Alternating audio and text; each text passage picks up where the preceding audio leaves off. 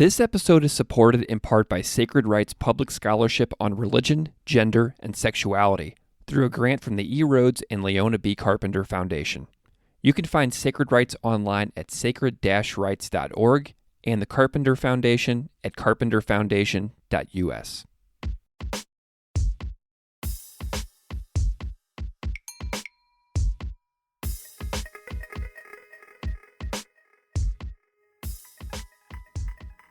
Welcome to Classical Ideas.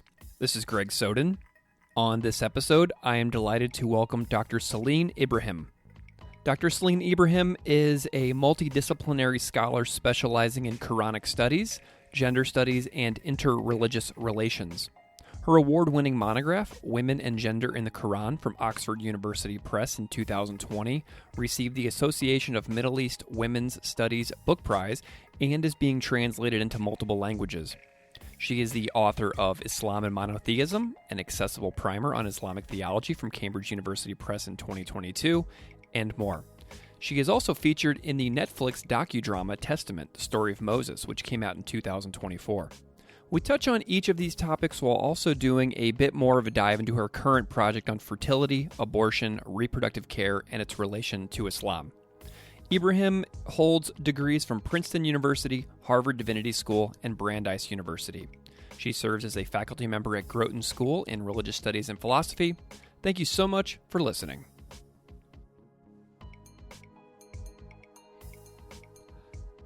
Dr. Celene Ibrahim, welcome to Classical Ideas. It's a pleasure to be here. Thanks for having me.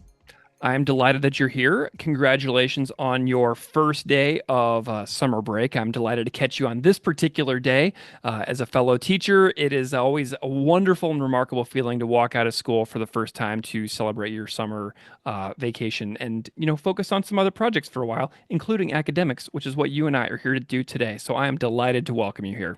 Well, I couldn't imagine a better way to spend the first hours of my official summer vacation. Well, perfect. I'm honored. So can you just sort of introduce yourself a little bit to the listeners out there so they know just a little bit about who you are and what you do? Great. I work in feminist studies and religion, and within that area, I work on Islamic studies.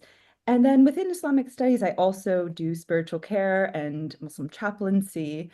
And so I combined academic approaches to Islamic studies with practical spiritual care approaches grounded in people's lived experience, grounded in my own lived experience. And I write feminist theory and research the Islamic tradition with that perspective in mind, always with some type of attention to how Islam is a lived religion among various people the world over. I tend to focus more on the US context because that's where I have a lot of my own experience. But then I also work on texts that transcend ages. And specifically, I focus on the Qur'an itself. And I look at women and gender figures in the Qur'an. That's one of the things I'm well known for a book that came out a few years ago now called Women and Gender in the Qur'an. And I look at the stories of women figures and read them holistically, but also with an attention to how their stories might speak to contemporary people. Wonderful. I would love to know a little bit about your academic journey too, and tell me a little bit about some of the major turning points along the way for how you came to be doing what it is that you do in your academic work. I've always bounced back and forth between the study of the history of Islam and then the spiritual care lived experience dimension. And so I've done degrees in Near Eastern studies and then have also done a master's degree in divinity, which required a lot of practical kind of spiritual leadership experience. And between these two bouncing back and forth, I'd say, between these two fields, one that's religious studies slash history, and then the other one that is more of this applied dimension of spiritual care and spiritual leadership. I tend to find that the synthesis is really something that lived Muslims are looking for because they are, our text and our tradition, the intellectual heritage, it's so rich and it's so deep, but it's constantly evolving. And having the long durée perspective as well as a rich understanding of people's contemporary lives and their needs and their experiences, I think allows my work to speak to a wide audience of people. And I'm aware of all of the weight, in a sense, of trying to interpret tradition and intellectual heritage in a way that provides some sort of normative ethical commentary on it. So I don't take the work lightly. I feel like it is a very big responsibility in positioning myself in this way. And I also draw very deeply on the work of people who are purely historians who are trying to present this picture of life as best as possible, as best we know it. So I have a deep respect for that work, but I find for myself, I always want to know, well, what is the so what? How does this matter for us today? And Yeah. that's the question that I'm always trying to answer. Wonderful. Well, you did mention your book too, Women and Gender in the Quran, which is being translated into other languages and came out from Oxford University Press. Tell me a little bit about the last 5 years of your book. Like, what's been a fun outcome? What surprised you? What have you enjoyed about the last couple of years since that book came out? Oh, I've really had a chance to travel the world talking about it Mm, as well, including most recently in Japan, where there's a not only a scholarly department that focuses on Islamic studies in one of the major Japanese universities, but then also there's a community of Muslims who are indigenous Muslims to Japan, and so it's just taken me all over being able to speak to different communities. And I find that every region of the world has its unique cultural expressions of Islam. I was recently in Xi'an in China, and saw Muslim communities that date to the 800s mm. in northwestern China. And so every region has its own unique qualities, but these stories that I'm talking about, because they're Quranic stories and because I'm particularly interested in the universal themes that are embedded in these stories, it allows me to kind of talk across cultures, across audiences. The other really rich aspect has just been traveling to so many different universities and visiting classrooms and talking about the work because I oftentimes bring in the lived experience and talk quite frankly in some ways about my own experience as a Muslim woman in the 21st century America. And I think people are interested in the ways that like I myself in my own life am wrestling with all of these questions around gender and sexuality and how to give spiritual care advice in a complicated world that's it still has a fidelity to traditional Islamic ethics in a way. Got it. Well, your current project is something that I really want to dig into here really quick. You are currently writing on fertility, abortion, reproductive care, Muslim women, and I really want to know about this project. How did you get into being interested in fertility and abortion, just as sort of a primer question for this conversation? Mm. I'm starting to see the work as under this umbrella of reproductive justice. And of course, this is an issue that is a public conversation in the US. Currently, it's an ongoing conversation. It has been for decades. And I find that our approach to issues of reproductive justice in Islamic sources historically is quite distinct from what you might find in Christian sources, for instance. So, in terms of the public conversation in the US that's inflected in many ways by an evangelical Christian sensibility when it comes to religion and reproductive justice, I am fascinated to see where does the Islamic intellectual heritage give Muslims tools for thinking differently than maybe their religious counterparts in the US on this issue. And then I'm also just as a women's issue, women's health is so central to women's well-being and female well-being generally. I'd say even the flourishing of civilization broadly. Hmm.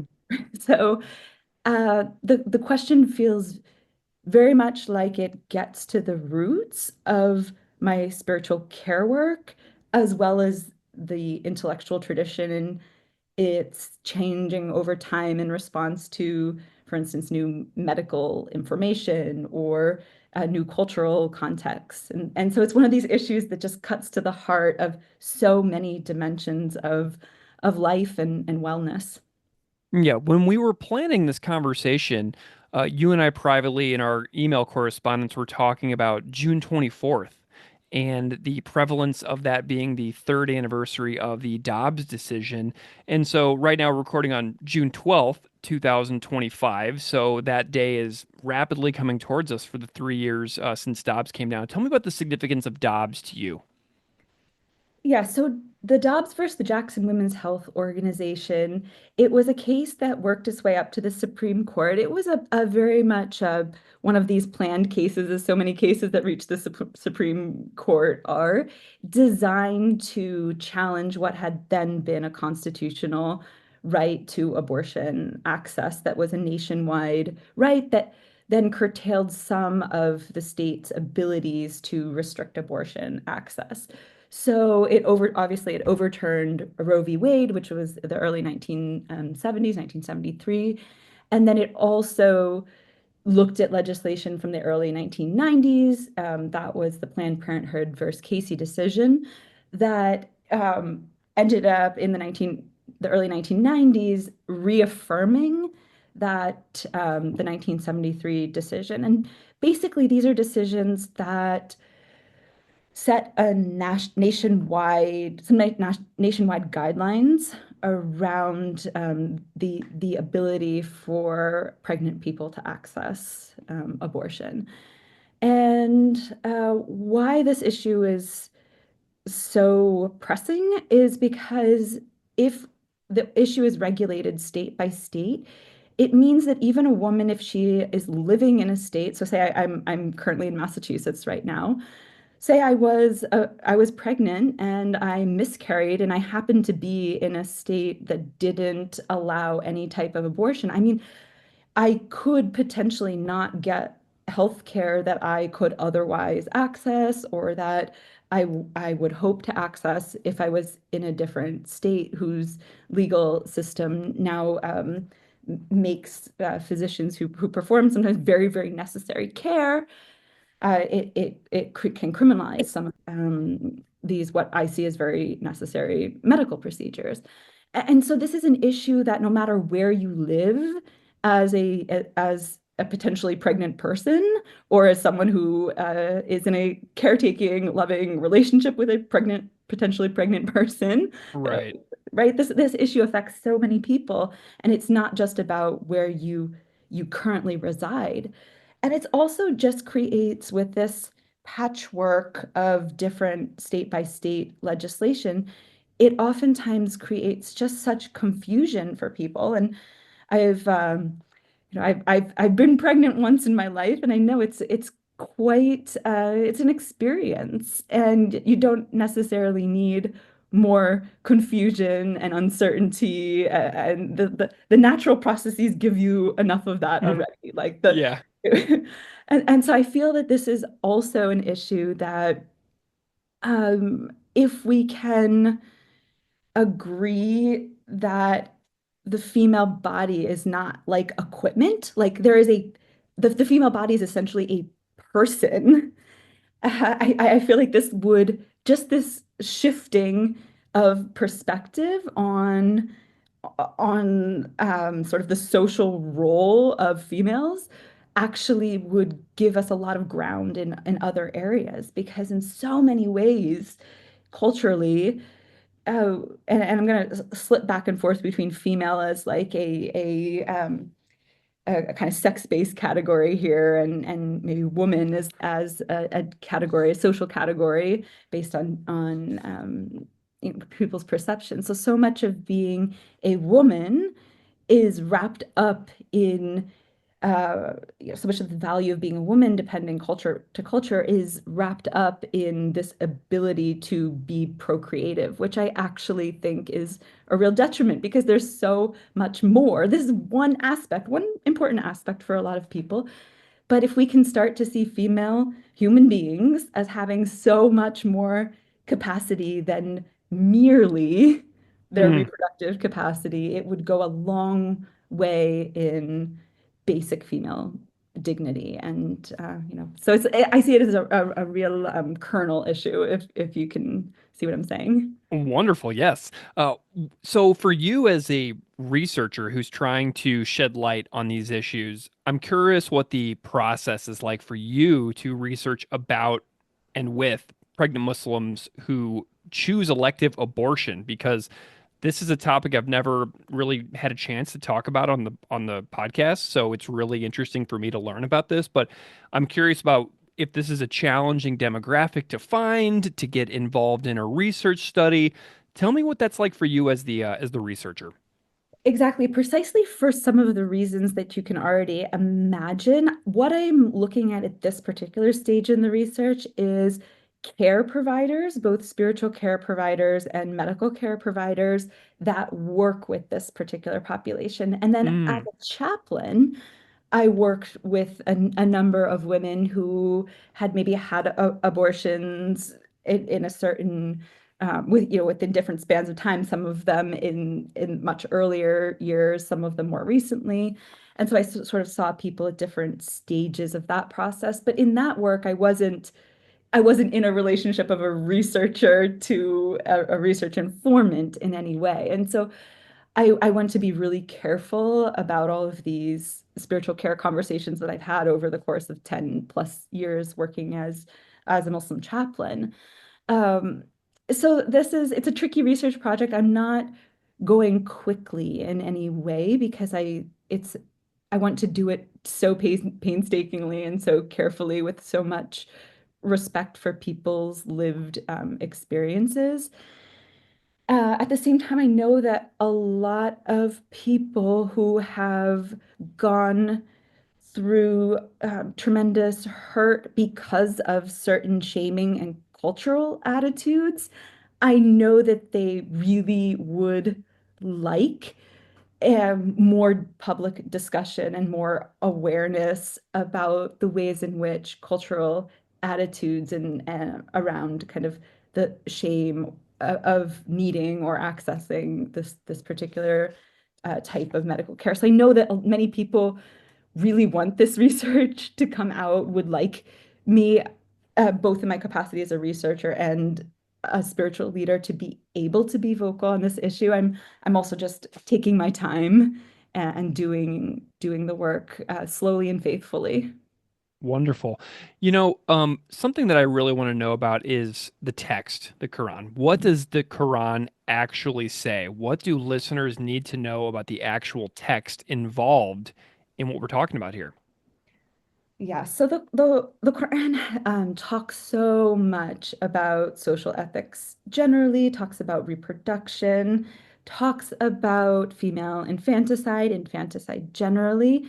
But my contention is what the Quran has to say about in female infanticide specifically pertains very specifically to cultural practices in the 7th century where there would be sex selection going on, and there would be, unfortunately, this process of burying children alive, which we've not don't only see in Arabia, but we see in other civilizations of the time. And unfortunately, still to this day, we find sex selection as a serious issue.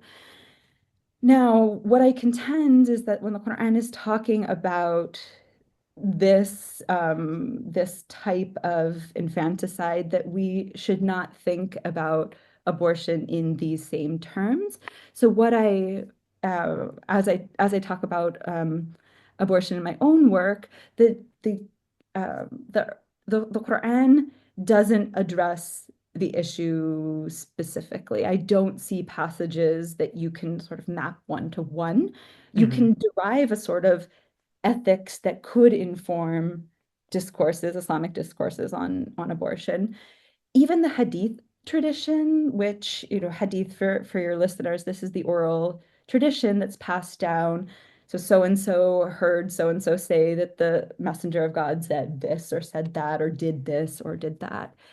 And there's not we're dealing with an early 7th century text, the Quran, and so they're not perf this is not like I walk into a medical center in Boston Right. and have a procedure done. Little Like, different context. yes, totally. And so this is why I'm trying to say that even if we're looking to the classical system of Islamic law, which was formulated 8th, 9th, 10th centuries, and so on, that their understandings of female reproductive health is not what we have today. So Hmm. it is not a good, smart, holistic practice to simply lift out of these classical manuals of jurisprudence ideas that you sort of take one to one into a contemporary context. And unfortunately, when you look at where people could go to get information on abortion in Islam, a lot of the sources are unfortunately these types of we'll just lift it from the ninth century and apply it. And Mm. there's Islamic law was never done like that. There's understanding that context matters, that expertise matters, that specialty is important. And so for a conversation on that involves medical ethics, you really do have to be a specialist in the given area in order to fully understand the stakes of what is involved.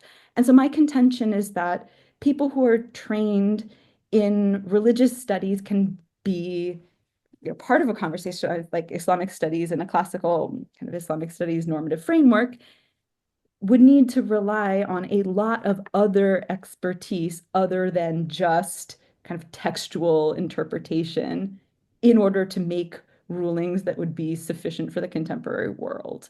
Mm. And we maybe are making some progress in that in terms of what I'm finding in my research that is out there in terms of just helping people understand. Again, we're talking about a medical procedure. This is Yeah. like, you have kidney failure, you need medical care. And unfortunately, that is not how the conversation on abortion is playing out in a lot of religious circles that I've been encountering or been exposed to. Mm. I was reading the piece that you sent me, and there was a term that jumped out at me that is ensoulment. And I'm wondering if you can just talk to me a little bit about what that means, because I've never seen that word before. And whenever I think about abortion as like a political issue in the United States, you always hear about the week numbers. You know what I mean? Like how many weeks along for Mhm. so and so are we allowing for something to happen? But I don't know if this is connected to that. But tell me a little bit about ensoulment and what you know about that. Yeah, so there's two things that I should say. So one is that ensoulment in some ways is connected to the idea that the fetus is developing and that at a certain stage it becomes ensouled, which Mm. the Quran talks extensively about the development of the fetus in the womb. Hmm. It's quite remarkable, actually, how detailed the Quranic descriptions are of what is occurring. And there are interesting kind of medical doctors who are also practicing Muslims who have some specialty in this area that talk about how they're reading the Quran, seems somewhat poetic, but also very specific descriptions of how a fetus develops.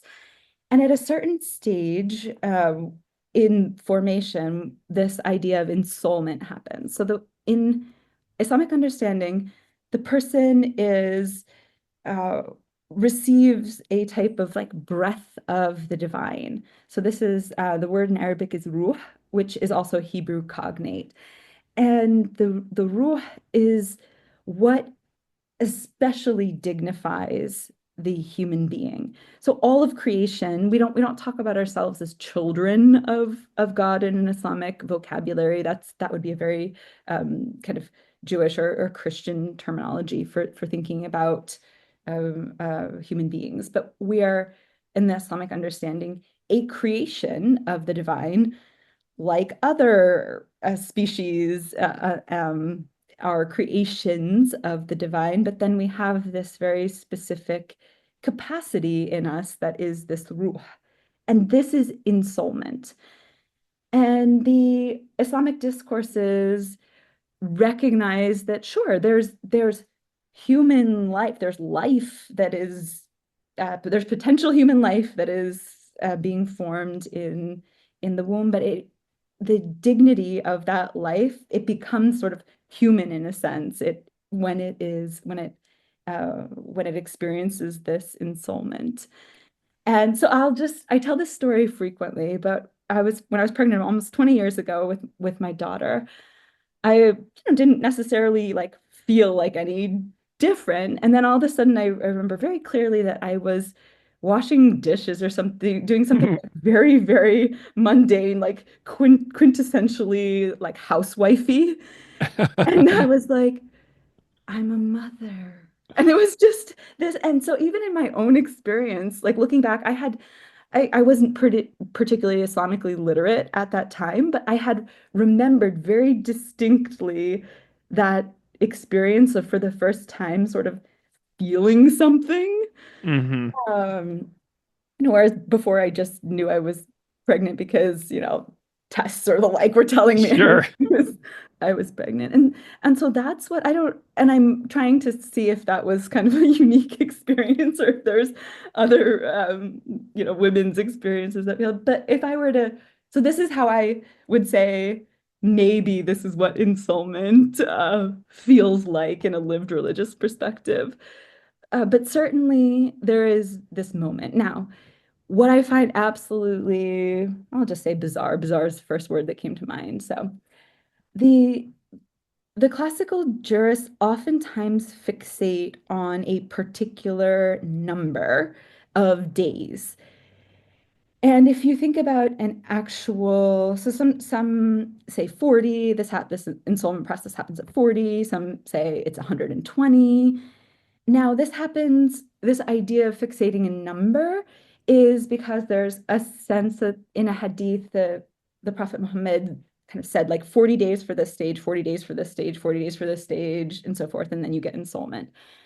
And I oftentimes, if I'm thinking it with my religious scholar brain, I'm thinking, okay, 40 days might not be in our sort of modern obsessive type of calculation. Like 40 days might just mean a chunk of time that is, around 40 days. And so I personally, this is again my religious studies brain would not interpret that in a super literal sense, although some people do. And so that's where you get the idea of this 120 days. But if you think about it, a lot of women or pregnant people don't even know exactly what the day they got pregnant. It's not a science that works like that. It's not like you suddenly change a different color and you realize, Right. right? Like, so, so yeah. And in any case, there's a development of the fetus. And so we even have, if we look around the world at the kind of global attitudes towards abortion, you do have a sense that there is a sort of mark at which the child is like viable or it becomes its own uh, like entity that is capable of surviving even if extracted from the uterus. And I think that the idea of ensoulment is probably much earlier than that period. So I don't think it doesn't necessarily correspond medically with that date.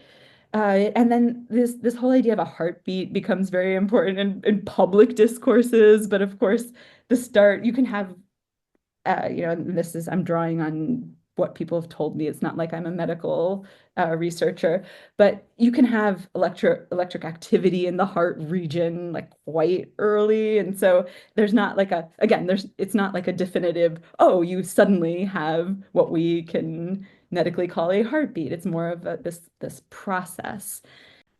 Now, this will be me talking more in my spiritual care capacity, but I would rather, as Muslims, that we look at this process of being pregnant much more holistically and not try to have anxiety over, am I at day 119 or is this day 120? I don't think that was the intention of the guidance. I think that the guidance that is there that we can extract from the Quran and from the teachings of the Prophet Muhammad is more that there is this process of a human being developing inside, and the longer the human being develops, the more developed necessarily that human being is. So in many Islamic contexts, there is a distinction made between earlier in the pregnancy, like you would maybe find in secular laws as well. Earlier in the pregnancy, there's more flexibility, you could say, for the reasons in which a person might end the pregnancy. And then as you go on, then there's more and more hesitations around the process of abortion, which makes sense even medically as well, that there are it just becomes a more complicated procedure as the cycle goes on. But we also have to recognize that there can be very serious medical complications for a pregnant person at any point Hmm. in a pregnancy. And so I also, um, just would hope that religious leaders and people who are in positions to offer spiritual care are not overextending when it comes to what is a medical issue between a pregnant person and their doctor. Yeah. How big is your field? Like, how many other people are in religious studies studying fertility and Islam? Is this like a pretty small group of scholars? Oh, I can think of two other people, and I'm hoping that as I continue to do the work, maybe people working in different geographies, working maybe in different languages, will also come to the fore because I think it is a global conversation, and I'm doing my part in the US landscape, but I'd also like to learn a bit more about what people are seeing in the ground in other places as well. Absolutely. Well, and I was thinking about how small of a research group this must be, which makes your interest in like getting the word out there publicly to larger audiences all the more important because I've been working on this podcast for 8, 9 years at this point, and I've never talked about this topic on this podcast specifically. And you would think that I would have by now. So I'm glad that you are here, but tell me a little bit about your interest in public scholarship and getting this information out there to wider audiences like you've been doing with Sacred Rites. Hmm. Thanks for that shout out to Sacred Rites too. I just have to say for all the religion scholars who might be listening to this, yeah, keep your pulse on what they're doing because it was very valuable training. And I've been engaging in public scholarship for quite a long time, and a lot of that is because the issues that Muslims face, especially as minorities in the US, require that public scholars are contributing to dismantling stereotypes and getting correct information out there also to Muslim audiences so that Muslim audiences can understand their intellectual heritage better. So it's for me, the public scholarship dimension I divide it into two categories, and sort of one is the category of educating Muslims in terms of what the Islamic heritage, kind of the vastness and the depth of it. And then the other is helping non-Muslims understand that Muslims actually do have a very sophisticated, intellectually rigorous, spiritually deep and transformative tradition. So I'm combating bigotries and trying to do this piece of religious education at the same time. Yeah, well, and you were on a Netflix documentary, correct? Like, tell me about this stuff. Like, this is so interesting to me. Now I need to Yes, watch that movie too. it was well done. It focused mainly on the Christian and Jewish context of the figure of Moses, but I was very happy that the producers also decided to include two voices from the Islamic tradition to both show the continuity around the figure of Moses, but also to show the distinct bits that are unique to the Islamic tradition. And the feedback that I've got from doing that documentary, especially from non-Muslims, was that they either had no idea that Moses was such a central part of the Quran and the Islamic tradition, or that they learned something new that they hadn't realized. So I think that many people, whether you're religious or not, that documentary in particular, and it's a docudrama, so I do want to Yeah. say that there is a drama component of it that is maybe not as dry as us scholars talking for those who want a little more action. I also want to shout out Unity Productions Foundation that has a new film coming out this summer. It's called Islam's Greatest Stories of Love. And I also had a chance to collaborate on that one, and it should be another informative and entertaining take on all of these different stories of love, romantic love, uh, love between fathers and daughters, love between friends, that's all taken out of the Islamic tradition in different parts of the world over time. So I would encourage your listeners to check that out when it comes out. The premiere is in DC later this month. I also wanted to shout out Heart, which is an organization that works to promote sexual health and uproot gender violence and advance reproductive justice through working with Muslim communities on the ground. And they also partner with other people in the so-called RJ, the reproductive justice space. They have a tremendous amount of resources on their website. So that's heart2grow.org, heart2grow.org. They're just doing tremendous work on the ground in communities, and also, I think, are asking the difficult questions that need to be asked in terms of the Islamic intellectual tradition. As public scholarship and being engaged in the world brings attention, right? There's a lot of reward in that. There's a lot of responsibility in that. You've mentioned a little bit of that already. Tell me about some of the risks that you see involved in associating your work and your name so closely with topics like fertility and religion. Mhm.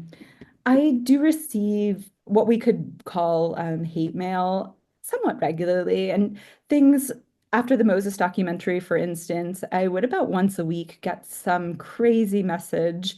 It's something like, "Why do you condone killing Christians?"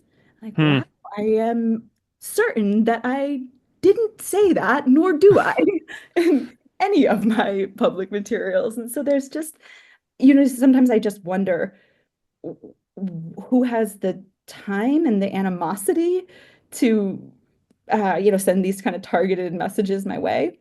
But I also receive a bit of criticism because I work on issues of women and gender, and because I sometimes have to take slightly non-conventional perspectives. I do sometimes get pushback from Muslims themselves, things like, who gave that sister a mic? Or Hmm. um, why aren't you at home rearing your children, or some other sort of very chauvinistic response. And for the most part, I get messages that are very affirming, and that are people are genuinely engaging with the scholarship that I put out.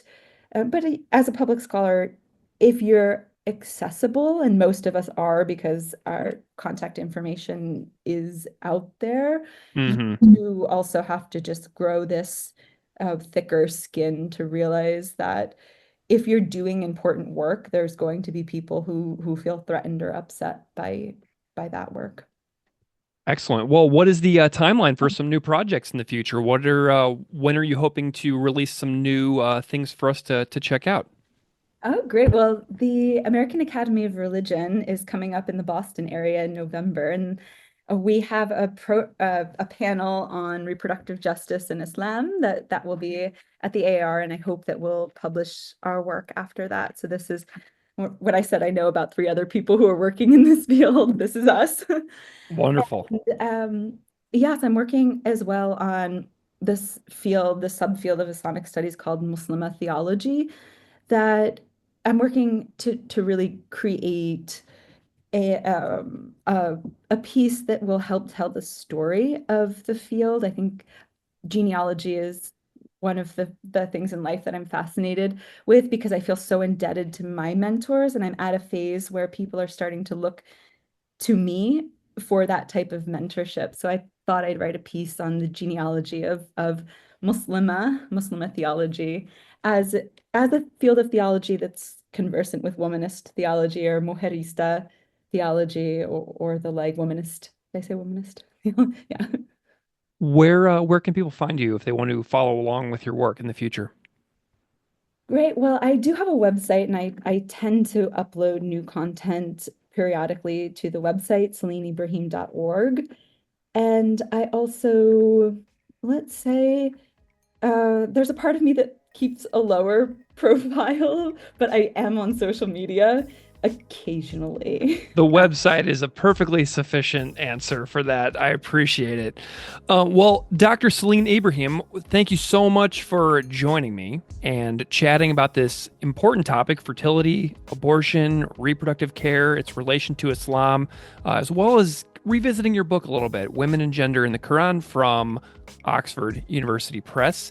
Thank you so much for being here today. I really appreciate it. Thank you so much, Greg, and back to summer vacation.